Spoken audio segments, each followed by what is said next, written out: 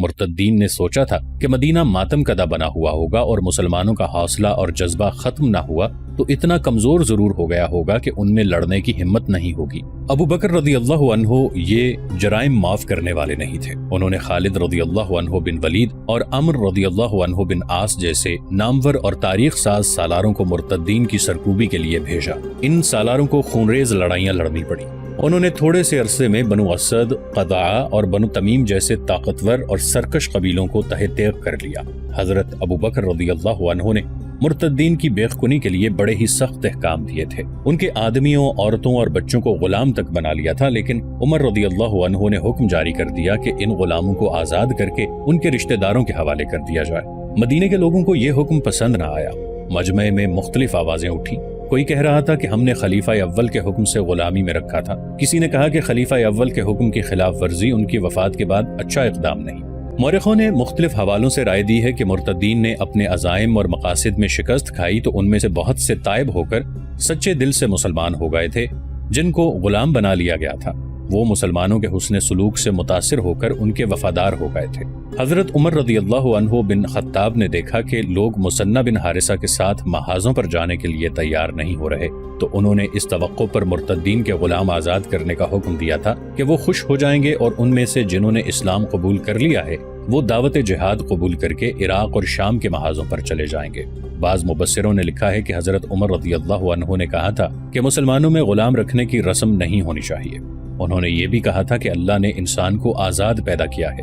حضرت عمر رضی اللہ عنہ صرف اس لیے ان غلاموں کو آزاد کرنے کا حکم دے رہے تھے کہ مسلمانوں میں غلامی کا رواج پکا نہ ہو جائے، اور دوسرے اس لیے کہ انسان کا غلام نہ رہے۔ لوگ اس حکم پر اعتراض کر رہے تھے۔ عمر رضی اللہ عنہ کی جو درشتی مشہور تھی وہ اود کر آئی۔ انہوں نے کہا، عرب کی مثال ایک اونٹ کی سی ہے جسے نکیل پڑی ہوئی ہے اور وہ اپنے ساربان کے پیچھے پیچھے چلتا ہے۔ یہ دیکھنا ساربان کا فرض ہے کہ وہ اونٹ کو کس طرف لے جاتا ہے۔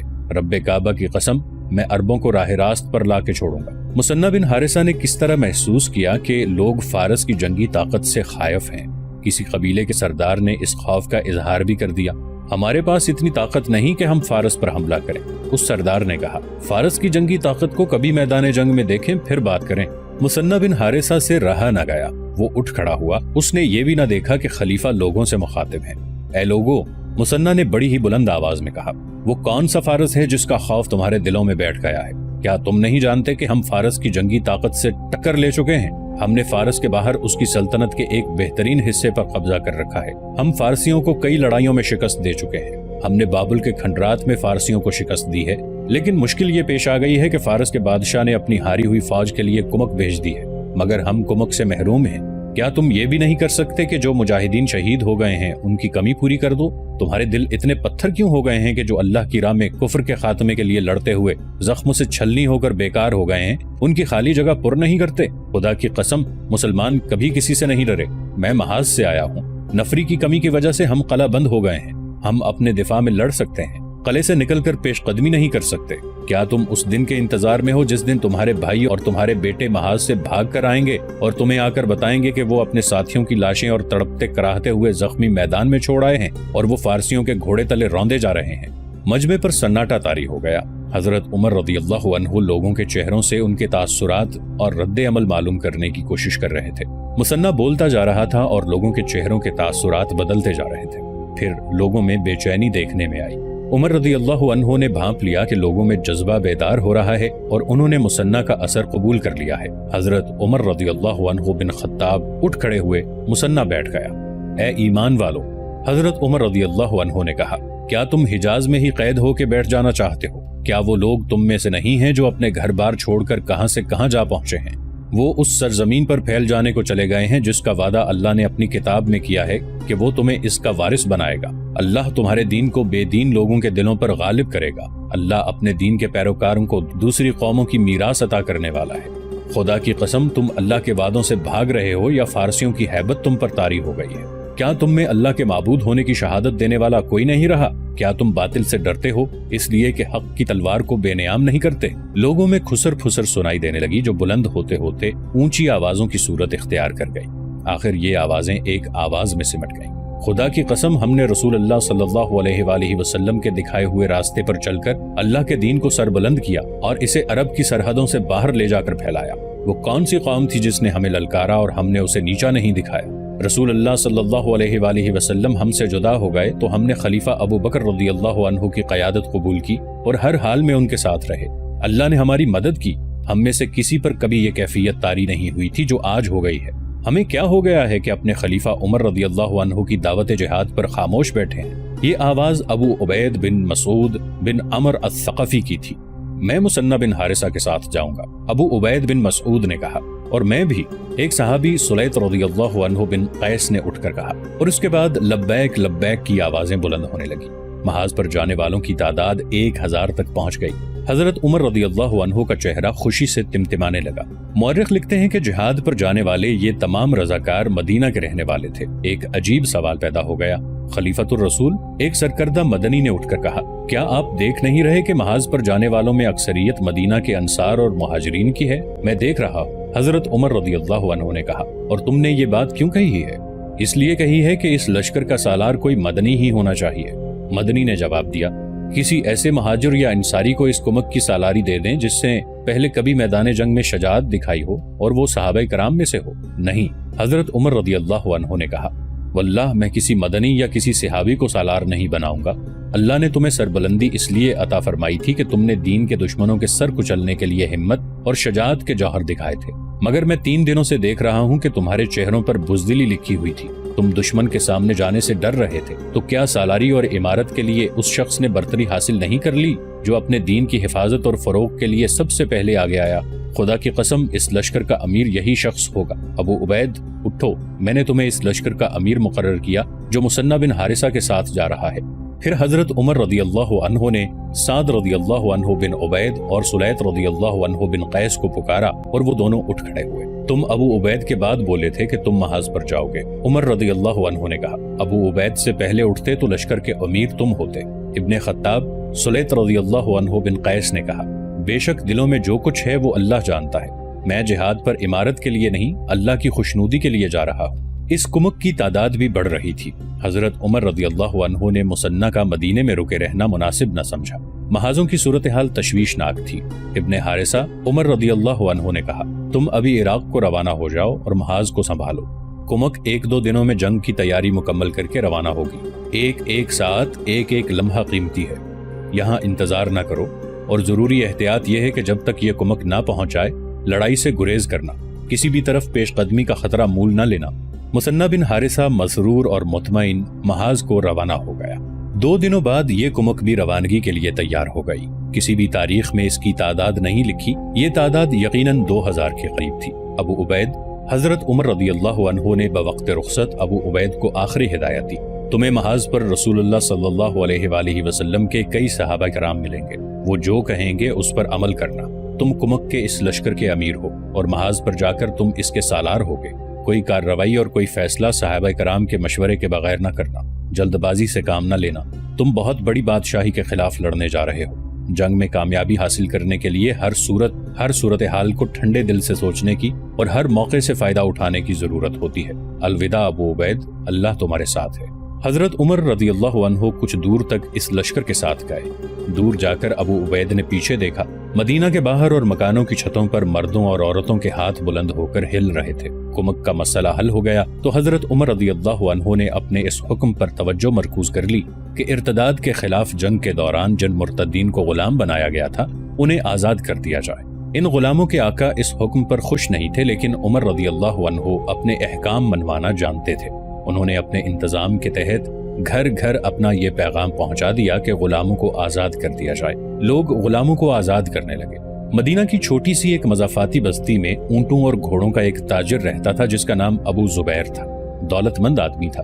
وہ تھا تو گھوڑوں کا سوداگر جو ادھر ادھر سے گھوڑے لا کر بیچتا تھا، لیکن وہ گھوڑوں کے دوسرے سوداگروں سے اس لحاظ سے مختلف تھا کہ وہ گھوڑوں کو جنگی تربیت بھی دیتا تھا۔ اس کے سدائے ہوئے گھوڑے میدان جنگ کے لیے کارآمد اور قابل اعتماد ثابت ہوتے تھے۔ ابو زبیر جو اپنے قبیلے کا ایک سرکردہ فرد تھا، میدان جنگ کا شہسوار تھا اور تیغ زنی میں خصوصی مہارت رکھتا تھا۔ رسول اللہ صلی اللہ علیہ وآلہ وسلم کے وصال کے بعد ارتداد کا فتنہ اٹھا تو خلیفہ اول ابو بکر رضی اللہ عنہ نے مرتدین کے خلاف جہاد کا اعلان کر دیا۔ ابو زبیر بھی اس جہاد میں شریک ہوا۔ اس وقت اس کی عمر 60 سال ہو چکی تھی۔ مجاہدین کے لشکر میں اسے کوئی عہدہ حاصل نہیں تھا، اس کی حیثیت سپاہی جیسی تھی۔ اس نے 2 معرکے لڑے تھے۔ وہ ارتداد کے خاتمے تک لڑنے کا عزم لے کر گیا تھا، لیکن اس کے گھوڑے کی آنکھ میں تیر اتر گیا تھا۔ گھوڑا اتنی زور سے اچھل کر بھاگا کہ ابو زبیر گھوڑے سے گر پڑا۔ یہ گھمسان کا معرکہ تھا۔ کسی اور گھوڑے کا پاؤں اس کے کولہے پر پڑا اور وہ اٹھنے کے قابل نہ رہا۔ وہ بڑی مشکل سے اپنے آپ کو گھسیٹتا معرکے سے نکل گیا۔ اس کی مرہم پٹی تو ہو گئی، لیکن ٹانگ کے جوڑ میں ایسا نقص پیدا ہو گیا کہ وہ صرف چلنے کے قابل رہ گیا، اور وہ بھی آہستہ آہستہ۔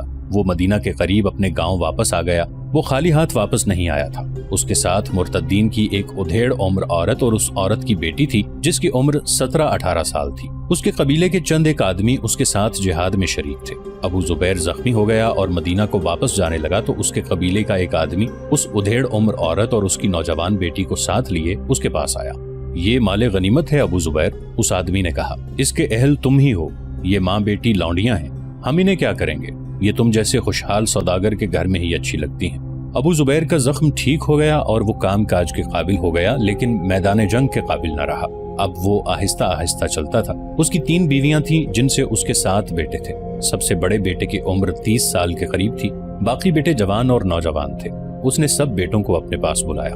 میرے بیٹو، اس نے کہا، میں مرتدین کے خلاف لڑنے گیا تھا کہ یہ میرا فرض تھا، اور میں یہ 2 لونڈیاں اپنے ساتھ لایا ہوں کہ یہ میرا حق ہے، لیکن ان پر میرا اور تمہارا ایسا کوئی حق نہیں کہ ان میں سے کوئی بھی انہیں بغیر نکاح کے بیویاں بنا لے، اور میں تم میں سے کسی کو اس نوجوان لونڈی کے ساتھ نکاح کرنے کی اجازت نہیں دوں گا۔ یہ گھر کا کام کاج کریں گی، لیکن ان سے اتنا ہی کام لیا جائے گا جتنا یہ کر سکتی ہیں۔ ابو زبیر نے اس لونڈی سے صرف ایک بار کہا تھا کہ وہ اپنی بیٹی کے ساتھ اسلام قبول کر لے تو ماں کی شادی اس کی عمر کے کسی مسلمان کے ساتھ کرا دی جائے گی اور اس کی بیٹی کو وہ اپنی بہو بنا لے گا۔ ابو زبیر اس لڑکی کی شادی اپنے بڑے بیٹے کے ساتھ کرنا چاہتا تھا۔ ابو زبیر، اس عورت نے بڑے پختہ لہجے میں جواب دیا، میرا جواب ایک ہی بار سن لے، میں اسلام قبول نہیں کروں گی۔ تو نے سوچا ہوگا کہ میں تیرے ہاتھوں میں مجبور اور محتاج ہوں اور تیری ہر بات مان لوں گی۔ نہیں ابو زبیر، تو جانتا ہے کہ میں کسی غریب باپ کی بیٹی نہیں، نہ میرا خامند غریب آدمی تھا، وہ قبیلے کے اہم آدمیوں میں سے تھا۔ میں تجھے حکم نہیں دے رہا عاصمہ، ابو زبیر نے کہا، جبر نہیں کر رہا، تیرے بھلے کی بات کہی ہے، حکم دے کے دیکھ لے۔ عاصمہ نے کہا، جبر کر کے دیکھ لے، مسلمانوں کے ہاتھوں میرا خامند قتل ہوا، میرے 2 بھائی قتل ہوئے ہیں، میرا گھر جلا دیا گیا ہے، تو بھی اس لڑائی میں شامل تھا، کیا ایسا نہیں ہو سکتا کہ میرے خامند یا بھائیوں کا قاتل تو ہی ہو سکتا ہے۔ ابو زبیر نے کہا، تو کیا ایسا نہیں ہوا کہ تیرے خامند اور بھائیوں کے ہاتھوں میرے کتنے ہی ساتھی زخمی اور قتل ہوئے ہوں؟ یہ لڑائی تھی عاصمہ، دونوں طرف کے آدمیوں کو زخمی اور قتل ہونا ہی تھا۔ اگر تیرا خامند اور قبیلے کے سردار وغیرہ دھوکہ نہ دیتے تو آج تو میرے گھر میں لانڈی نہ ہوتی۔ جسے تم دھوکہ کہتے ہو وہ ہمارے بزرگوں کی ایک چال تھی، عاصمہ نے کہا۔ ہم اسلام کو نقصان پہنچانا چاہتے تھے، لیکن دو بدو جنگ کے لیے ہمارے پاس طاقت نہیں تھی۔ ہمارے سرداروں نے یہ چال چلی کہ مسلمان ہو گئے۔ اس سے یہ فائدہ ہوا کہ تم لوگ ہمیں اپنا سمجھنے لگے اور ہم لوگ در پردہ تمہارے خلاف جنگ کی تیاریاں کرنے لگے۔ ہمارے بزرگ موقع ڈھونڈنے لگے اور تم لوگوں کے بزرگوں کو وہ موقع مل گیا۔ ابو زبیر نے عاصمہ کی بات کاٹتے ہوئے کہا، ہمارے رسول صلی اللہ علیہ وآلہ وسلم انتقال فرما گئے، تمہارے بزرگ اور سردار خوش ہوئے کہ اب مسلمان۔ ہاں ابو زبیر، عاصمہ درمیان میں بول پڑی، تو ٹھیک کہتا ہے، تم لوگ جیت گئے، لیکن میں اسلام قبول نہیں کروں گی، اپنے دشمنوں کا مذہب قبول نہیں کروں گی۔ میں تیری لونڈی ہوں، میری بیٹی تیری لونڈی ہے، ہم دونوں سے تجھے کوئی شکایت نہیں ہوگی، تیری کسی بیوی کو کوئی شکایت نہیں ہوگی، اور تجھے اس گھر کے کسی فرد سے کوئی شکایت نہیں ہوگی۔ ابو زبیر نے کہا، میرا کوئی بیٹا تیری اتنی خوبصورت بیٹی کو میلی آنکھ سے نہیں دیکھے گا، تیری شادی نہیں ہوئی تو کوئی فرق نہیں پڑے گا، تیری بیٹی کی شادی ہو جانی چاہیے۔ شادی کے لیے میں اسے مسلمان نہیں ہونے دوں گی، عاصمہ نے کہا، میں لڑکی کے باپ کے قاتلوں کو لڑکی نہیں دوں گی۔ ابو زبیر دیندار مسلمان تھا، وہ اس ماں بیٹی کے ساتھ اسلامی اصولوں کے مطابق سلوک کر رہا تھا۔ اس نے عاصمہ کی تنزیہ اور جلی کٹی باتوں پر کسی الٹے پلٹے رد عمل کا اظہار نہ کیا۔ یہ ان دنوں کی بات ہے جب عاصمہ اور اس کی بیٹی کو یہاں آئے ہوئے ابھی چند دن ہی ہوئے تھے۔ اس کے بعد ابو زبیر نے اسے اسلام قبول کرنے کے لیے کبھی نہ کہا۔ عاصمہ کو ابو زبیر کے گھر آئے ہوئے 2-3 مہینے گزر گئے تھے۔ وہ ایک روز کسی کام سے استبل میں گئی تو ابو زبیر ایک آدمی کو گھوڑے دکھا رہا تھا۔ اس آدمی کی عاصمہ کی طرف پیٹھ تھی۔ یہ شخص گھوڑا خریدنے آیا تھا۔ اس نے مڑ کر دیکھا تو آسمہ کو اس کا چہرہ نظر آیا۔ وہ چونک پڑی۔ اس شخص کا رد عمل بھی کچھ ایسا ہی تھا۔ اس کے چہرے پر حیرت کا گہرا تاثر آ گیا۔ آسمہ جس کام کے لیے آئی تھی وہ کر کے چلی گئی۔ اس شخص نے ایک گھوڑا خریدا اور استبل سے نکل گیا۔ باہر اس کا گھوڑا کھڑا تھا۔ اس نے نئے گھوڑے کی رسی اپنے گھوڑے کی پچھاڑی سے باندھی اور سوار ہو کر چلا گیا۔ وہ ادھر ادھر مڑ کر پیچھے دیکھتا جا رہا تھا جیسے وہ کسی کی تلاش میں ہو۔ گھوڑے کی رفتار بہت ہی آہستہ تھی۔ وہ شہر سے نکل گیا۔ اب وہ بار بار پیچھے دیکھتا تھا اور گھوڑا چلا جا رہا تھا۔ ابن داؤد، اسے ایک نسوانی آواز سنائی تھی۔ اس نے ادھر ادھر دیکھا۔ کھجور کے 3 درخت ایک دوسرے سے ملے کھڑے تھے۔ ان کے ساتھ ہی ریتلی مٹی کی ڈھیری تھی۔ وہاں ایک عورت کھڑی تھی۔ آسمہ۔ ابن داؤد گھوڑے سے کود کر اترا اور آسمہ کے قریب جا کر کہنے لگا، میں تمہیں دیکھتا آ رہا تھا، تم یہاں کیسے؟ مسلمان ہو گئی ہو؟ گھوڑوں کے اس سوداگر کی بیوی بن گئی ہو؟ بیوی نہیں، لونڈی، آسمہ نے افسردہ سے لہجے میں جواب دیا۔ غلامی کی زندگی بسر کر رہی ہوں، مسلمان نہیں ہوئی، نہ ہوں گی تو چلو میرے ساتھ۔ ابن داؤد نے کہا، تمہارے آقا کو پتہ چلتے اتنی دور پہنچا دوں گا جہاں تک کوئی نہیں پہنچ سکتا۔ بیٹی کو چھوڑ کر کیسے چلی جاؤں؟ آسمہ نے کہا، وہ بھی میرے ساتھ ہے۔ کیا تم نہیں جانتے کہ میرا خامند اور 2 بھائی لڑائی میں مارے گئے ہیں؟ ہم نے بہت بری شکست کھائی ہے ابن داؤد۔ ہم نے جو مقصد حاصل کرنا چاہا تھا وہ نہ کر سکے۔ میں نے سنا تھا کہ بنی اسرائیل کے دانشور جو منصوبہ بناتے ہیں وہ ناکام نہیں ہوا کرتا، لیکن تمہاری قوم کا یہ منصوبہ ایسا ناکام ہوا کہ ہم لوگ ساری عمر اٹھنے کے قابل نہ رہے۔ اس ناکامی کی ذمہ داری نہ مجھ پر عائد ہوتی ہے نہ تم پر۔ ابن داؤد نے کہا، منصوبہ ہر لحاظ سے کارآمد اور مکمل تھا، لیکن لڑنے والوں نے ہمت ہار کر اتنا اچھا منصوبہ خاک میں ملا دیا۔ جانی نقصان تو ہونا ہی تھا۔ سب سے بڑا نقصان یہ ہوا ہے کہ اسلام کی جڑیں پہلے سے زیادہ مضبوط ہو گئی ہیں، لیکن میں ابھی ہاری نہیں۔ آسمہ نے کہا، میں نے اپنے بھائیوں اور اپنے خامند کے خون کا انتقام لینا ہے۔ کبھی تو جی میں آتی ہے کہ اپنے اس آقا ابو زبیر کو قتل کر دوں، یہ بھی ہمارے خلاف لڑا تھا، لیکن تمہاری بات یاد آتی ہے کہ کسی ایک آدمی کو قتل کرنے سے ہمارا اتنا بڑا منصوبہ کامیاب نہیں ہو سکتا، بلکہ اسے نقصان پہنچ سکتا ہے۔ میری دوسری باتیں بھی یاد رکھنا جو تمہیں بتاتا رہا ہوں۔ ابن داؤد نے کہا، کتنا اچھا ہوا ہے کہ تم یہاں مل گئی ہو۔ ہم نے تم سے بہت کام لینا ہے۔ تمہاری بیٹی جوان ہو گئی ہے، اس سے بھی کام لینا ہے۔ میں اس کی تربیت اپنے نظریات اور اپنے منصوبے کے مطابق کر رہی ہوں۔ اس کے دل میں اسلام کی نفرت پیدا کر دی ہے۔ تم نے اصل ہدایت دی ہی نہیں ہوگی۔ ابن داؤد نے کہا، میں جان گئی ہوں تم کس ہدایت کی بات کر رہے ہو۔ آسمہ نے کہا، میں نے اسے اچھی طرح سمجھا دیا ہے کہ قبیلوں کے سرکردہ افراد کے بیٹوں کو محبت کے جال میں پھانس کر انہیں آپس میں لڑانا ہے۔ وفاداری کا حلفیہ وعدہ ہر کسی کے ساتھ کرنا ہے، لیکن کسی ایک کے ساتھ بھی وفاداری نہیں کرنی۔ آسمہ وہاں زیادہ دیر نہیں ٹھہر سکتی تھی۔ ابن داؤد نے اس سے پھر ملنے کا وعدہ کیا اور چلا گیا۔ تاریخ جو حقائق اپنے دامن میں لیے ہم تک پہنچی ہے وہ اس راز کو بے نقاب کرتے ہیں کہ فتنہ ارتداد کے بھی پس پردہ یہودی تھے، اور مرتدین میں جنہوں نے نبوت کے دعوے کیے تھے وہ یہودیوں کے پروردہ تھے۔ آسمہ کے ساتھ ابن داؤد کی یہ ملاقات اس وقت سے 1 سال پہلے ہوئی تھی جب حبیب ابن کعب بنت یامین کے ساتھ شادی کر کے اسے مدینہ لایا تھا، اور کچھ دنوں بعد ابن داؤد ان کے پاس پہنچ گیا تھا۔ اس 1 سال کے عرصے میں ابن داؤد اور آسمہ کی متعدد ملاقاتیں ہوئی تھیں۔ آسمہ بنت یامین سے بھی ملی، لیکن یہ کوئی لمبی ملاقات نہیں تھی۔ اس 1 سال میں آسمہ نے ابو زبیر پر اپنا ایسا تاثر پیدا کر لیا تھا کہ ابو زبیر کی نگاہوں میں آسمہ کی حیثیت لونڈی جیسی رہی ہی نہیں تھی۔ ابو زبیر کی بیویاں بھی آسمہ کو لونڈی نہیں سمجھتی تھی۔ آسمہ نے اپنی شارعیہ بنت عقیل کو اپنے حسن و جمال کے استعمال کے طریقے عملاً ازبر کرا دیے تھے، اور اسے یہ اصول ذہن نشین کرایا تھا کہ اپنے جسم کو مرد کے ہاتھ میں کھلونا نہیں بننے دینا، اور جسے دام محبت میں لو اس کے لیے بڑا ہی دلکش اور صحرا کی ریت جیسا ٹھنڈا سراب بنے رہنا، اور جب وہ تھک کر اور مایوس ہو کر رکنے لگے تو اسے بازوؤں سے تھام لینا اور اپنے ان ریشم جیسے نرم ملائم بالوں اور پھول کی پتیوں جیسے گالوں کے لمس سے اس کے وجود میں نئی روح پھونک کر اسے تر و تازہ کر دینا۔ شارعیہ کے بال بھی ریشم جیسے نرم و ملائم تھے اور گال بھی پھول کی پتیوں جیسے تھے۔ وہ عرب کے حسن کا شاہکار تھی، اور اس نے اپنے حسن و جمال کے دام میں جسے پھانسنا تھا وہ اس کے آقا کا ایک نوجوان بیٹا سلمان تھا۔ ابو زبیر نے اپنے بیٹوں کو سختی سے کہہ رکھا تھا کہ وہ آسمہ اور اس کی بیٹی شارعیہ کے ساتھ بے تکلفانہ مراسم پیدا نہ کریں۔ ابو زبیر شارعیہ کی جوانی اور اس کے حسن کو دیکھ کر خطرہ محسوس کرتا رہتا تھا کہ اس کا کوئی بیٹا کوئی الٹی سیدھی حرکت کر بیٹھے گا۔ یہ خطرہ صرف اس صورت میں ختم ہو سکتا ہے کہ آسمہ اور شارعیہ اسلام قبول کر لیں اور ابو زبیر اپنے کسی ایک بیٹے کی شادی شارعیہ کے ساتھ کر دے، لیکن آسمہ اسلام قبول کرنے سے صاف انکار کر چکی تھی۔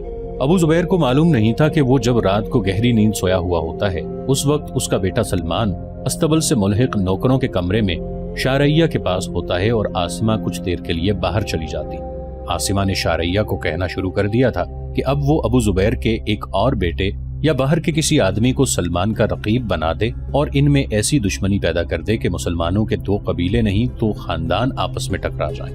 شارعیہ ماں کو یقین دلا رہی تھی کہ وہ ابو زبیر کے خاندان سے ہٹ کر ایک خاندان کو دیکھ رہی ہے۔